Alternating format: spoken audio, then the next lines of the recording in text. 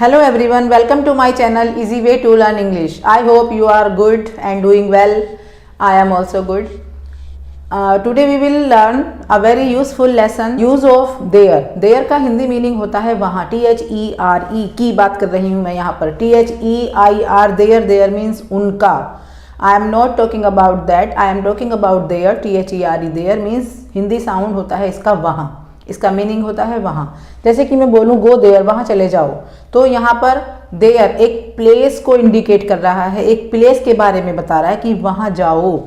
तो जब ये इस तरह से वर्क करता है कि go there, I am coming there, you wait there, I am coming there, you wait. तो इस तरह से जब हम बात करते हैं वहाँ के सेंस में, तब इसका मीनिंग होता है, तब ये यूज़ होता है जब ये इसकी पार्ट्स ऑफ स्पीच होती है एडवर्ब, एडवर्ब ऑफ मैनर. जो एडवर्ब हमें प्लेस के बारे में बताते हैं वो कहलाते हैं एडवर्ब ऑफ मैनर.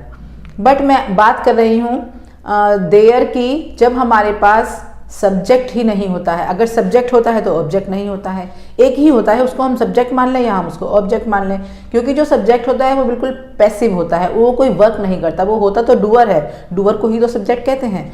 सब्जेक्ट होता है बट वो वर्क नहीं करता है, कुछ भी पैसिव रहता है बिल्कुल. तो हम उसको ऑब्जेक्ट मानकर भी सेंटेंस फ्रेम कर सकते हैं और उसको सब्जेक्ट मानकर भी सेंटेंस फ्रेम कर सकते हैं. बट जब हम सब्जेक्ट या ऑब्जेक्ट उसको मान लेंगे तो फिर एक को क्या मानेंगे. अगर हमने जैसे एक राजा था तो मैं क्या बोलूँ इसकी English, a king was. No. Does it sound good? No, it doesn't sound good. तो मैं बोलूँगी देयर वॉज अ किंग, एक रानी थी. A queen was, no, not good. There was a queen और एक रानी है, देयर इज अ क्वीन. तो मैं इस तरह से इसको फ्रेम करूंगी सेंटेंस को. सब्जेक्ट क्या लगाऊंगी अब मैं यहाँ पर, there, there is a queen और देयर वॉज अ क्वीन. जब मैं क्यों लगा रही हूँ, क्योंकि मुझे सब्जेक्ट को इंट्रोड्यूस कराना है. मैं यहाँ पर सब्जेक्ट को बताना चाहती हूँ देयर का सहारा लेकर, देयर को सपोर्ट लेकर मैं सब्जेक्ट को बताना चाहती हूँ कि सब्जेक्ट यहाँ पर राजा है. तो देयर इज, देयर वॉज, जो भी मैं लगाना चाहूँ, आ किंग. प्रेजेंट पास्ट सब में देयर का यूज होगा. देयर इज अ किंग और a king was there, a king is there, ऐसे भी मैं बोल सकती हूँ. अगर मैं सब्जेक्ट मैंने किंग बना लिया तो मैं ऑब्जेक्ट देयर को बना सकती हूँ. तो यहाँ पर देयर वर्क करेगा एज अ प्रोनाउन, क्योंकि सब्जेक्ट भी प्रोनाउन होता है और ऑब्जेक्ट भी नाउन या प्रोनाउन और सब्जेक्ट भी. तो कुछ सेंटेंस देखते हैं. पहले तो है गो देयर, गो देयर वहाँ जाओ. इम्पेरेटिव सेंटेंस है, यहाँ पर यू हिडन है, यू गो देयर. और जहाँ पर यू हिडन होता है वहाँ जो सेंटेंस होता है वो होता है इम्पेरेटिव.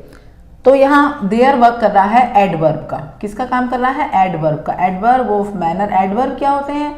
एडवर्ब होते हैं जो वर्ब को क्वालिफाई करते हैं. गो वर्ब है, वेरी सिंपल, एक ही तो वर्ड है. देयर के अलावा गो, और गो को ही क्वालिफाई कर रहा है तो एडवर्ब हो गया. एडवर्ब ऑफ प्लेस, क्योंकि देयर वहाँ हम प्लेस की बात कर रहे हैं. Wait there until I get back, मेरा वहाँ वेट करो जब तक मैं वापस ना जाऊँ. ये भी इंपेरेटिव सेंटेंस है क्योंकि यहाँ भी यू हिडन है. कायदे में तो ये सेंटेंस है यू वेट देयर, पर यू हिडन है तो इंपेरेटिव सेंटेंस है. Wait there until I get back. There यहाँ भी एडवर्ब का ही काम कर रहा है.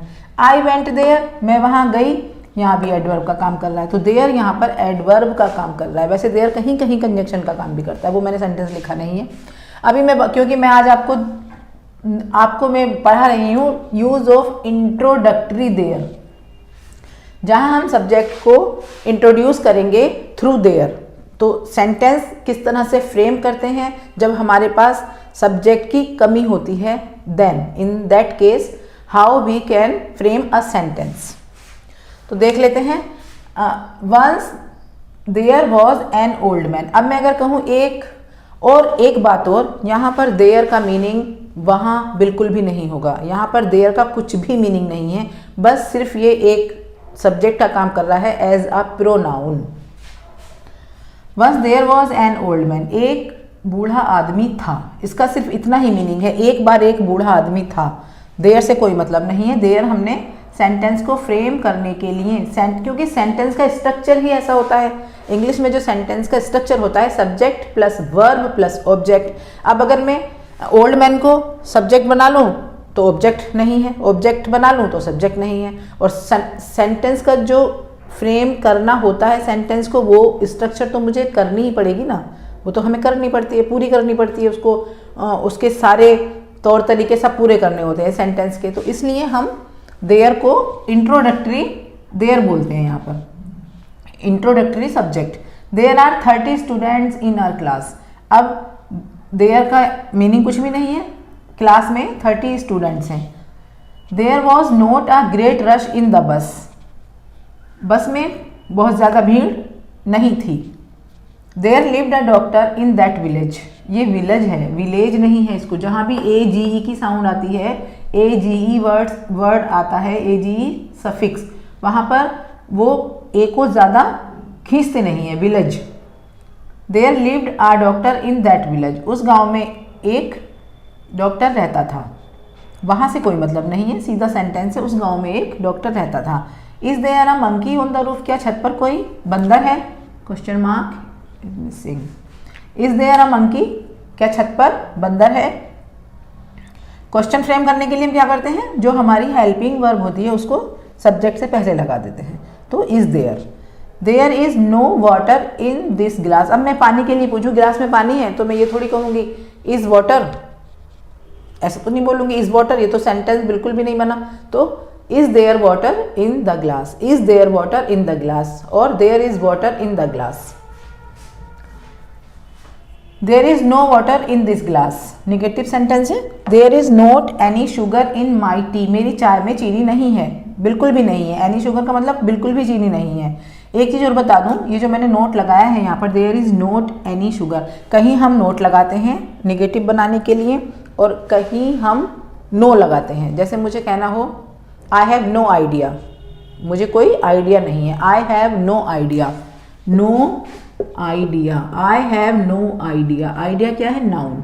नो आइडिया, आइडिया को क्वालिफाई कर रहा है नो, तो नो यहाँ पर हुआ एडजेक्टिव। क्या हुआ नो यहाँ पर? एडजेक्टिव, क्योंकि जो वर्ड नाउन को क्वालिफाई करते हैं that are called adjective. Idea कौन सा नाउन है यहाँ पर? आइडिया हम देख नहीं सकते, हम सिर्फ फील कर सकते हैं, और जो वर्ड्स ओनली हम फील करते हैं वो कहलाते हैं एब्स्ट्रैक्ट नाउन। तो दिस इज एब्स्ट्रैक्ट नाउन, और इस नाउन को क्वालिफाई कर रहा है नो, तो नो हुआ एडजेक्टिव। बहुत इजी वे में समझाया है, because the name of my channel is easy way to learn English. तो आपको समझ में आ जाना चाहिए, और आई थिंक आ गया होगा। अब जल्दी से चैनल को सब्सक्राइब भी कर दीजिए, ठीक है।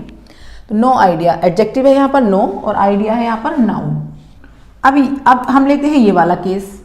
There is not any sugar, not any sugar, sugar noun है, एनी यहाँ पर क्योंकि नाउन को क्वालिफाई कर रहा है तो एनी यहाँ पर हुआ एडजेक्टिव। अब एडजेक्टिव को भी तो कुछ बता रहा है ना, नहीं, ये एडजेक्टिव को भी बता रहा है। बिल्कुल भी शुगर नहीं है तो बिल्कुल भी तो यहाँ पर एनी आ रहा है, और उसके लिए बता रहा है नोट, तो नोट यहाँ पर हुआ एडवर्ब। आपको समझ आया ना कि जहाँ पर नो लगाते हैं तो वो वर्क कर रहा है एडजेक्टिव का, हमने नोट लगाया है तो ये वर्क कर रहा है एडवर्ब का। I think it is clear to you. Is there milk in the fridge, क्या फ्रिज में मिल्क है? तो अगर मैं ऐसे पूछूं, अगर मैं पूछूं फ्रिज में मिल्क है, तो fridge in milk in the fridge, sentence frame बिल्कुल नहीं हो रहा है, तो मुझे देयर को लगाना पड़ेगा। I think it will be clear to you कि हम देयर को क्यों यूज़ करते हैं और कहाँ पर यूज़ करते हैं इंट्रोडक्टरी देयर को। अभी बात करते हैं there and there, THERE there और THEIR देयर। देयर का मतलब तो आप समझ ही गए। अब देयर से तो मुझे अब मतलब नहीं है इस टाइम, मैं देयर की इस टाइम में इस वाले देयर की बात कर रही हूँ। देयर का मतलब होता है उनका। This is their book, this is their book, ये उनकी बुक है। देयर बुक, देयर क्वालिफाई कर रहा है बुक को, और बुक एक नाउन है तो देयर हो गया यहाँ पर पसेसिव एडजेक्टिव, क्योंकि जो ये बुक को पसेस कर रहा है कि उनकी बुक, तो यहाँ पर हो गया their possessive adjective. This book is theirs. अब मैं देयर को देयर्स में कन्वर्ट करूंगी और देयर्स लास्ट में आएगा, और जब हम इसके बाद नाउन नहीं लगाएंगे तो ये देयर से देयर्स बन जाएगा। दिस बुक इज देयर्स, ये बुक उनकी है। यहाँ पर देयर बुक तो उन्हीं की है, पोजेशन तो वहाँ का वही रहा, लेकिन क्योंकि अभी किसी नाउन को इसके बाद में नहीं आ रहा है नाउन वर्ड, और नाउन को क्वालिफाई नहीं कर रहा है, तो इसलिए अब ये यहाँ पर कहलाएगा पजेसिव प्रोनाउन। तो आई थिंक आप समझ गए होंगे पजेसिव एडजेक्टिव और पजेसिव प्रोनाउन में क्या डिफरेंस है। जब देयर के बाद नाउन आएगा तो वो होगा पजेसिव एडजेक्टिव। जब देयर के बाद कुछ भी नहीं आएगा, सेंटेंस के एंड में देयर्स आएगा, these cars are theirs, these pens are theirs, तो यहाँ देयर्स होगा पजेसिव प्रोनाउन। अभी हम देखते हैं कि हम देयर के साथ इज मीन्स सिंगुलर वर्ब और प्लूरल वर्ब कैसे लगाते हैं। तो जैसे कि अभी देयर से तो हमें पता ही नहीं चलता है कि सब्जेक्ट प्लूरल है या सिंगुलर है, क्योंकि देयर तो एक ऐसा सब्जेक्ट है जो अपनी कोई ऐसी वैल्यू नहीं रखता जिसके थ्रू हम पता लगाएं कि ये सिंगुलर है या प्लूरल है। इसके साथ जो ऑब्जेक्ट हम लगा रहे हैं उससे हम समझेंगे कि वो सब्जेक्ट प्लूरल है या सिंगुलर है। एक तो अभी यहाँ पर था 30 स्टूडेंट्स, तो हमने इसलिए इसके साथ आर लगाया था 30 स्टूडेंट्स, क्योंकि ये स्टूडेंट्स प्लूरल था।